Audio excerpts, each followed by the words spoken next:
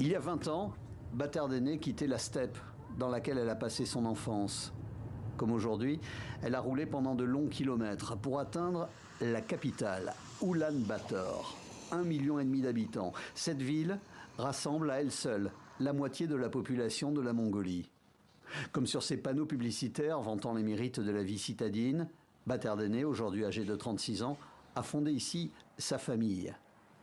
Installée dans ce bel appartement à la vue imprenable, cette conseillère en finance est passée des plaines hostiles aux études en Europe, financées par ses parents et par les bourses de l'État. Elle est donc partie. C'est mon petit frère. Son frère, lui, est resté. Notre famille s'est lancée dans l'élevage lorsqu'il avait 3 ans. Il a passé ses années d'école maternelle à la campagne. Et comme il est de tradition de transmettre le bétail au fils, il n'est pas allé en ville.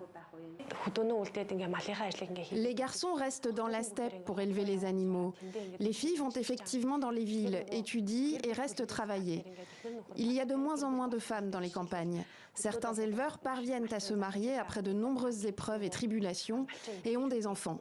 Mais lorsque l'enfant atteint l'âge de 6 ans, il doit aller à l'école. Mais dans ces campagnes, nous n'avons pas d'école à domicile, ce qui signifie qu'ils vont répéter le parcours que j'ai connu.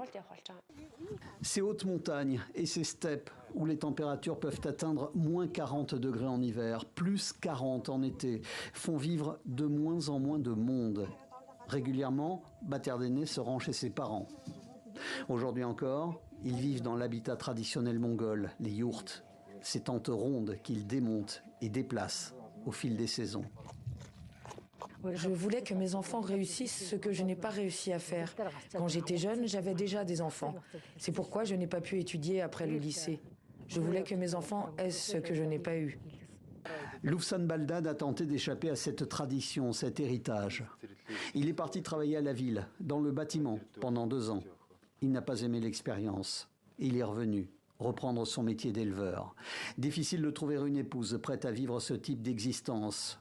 Il est persuadé qu'aujourd'hui, les filles préfèrent définitivement la ville à la campagne.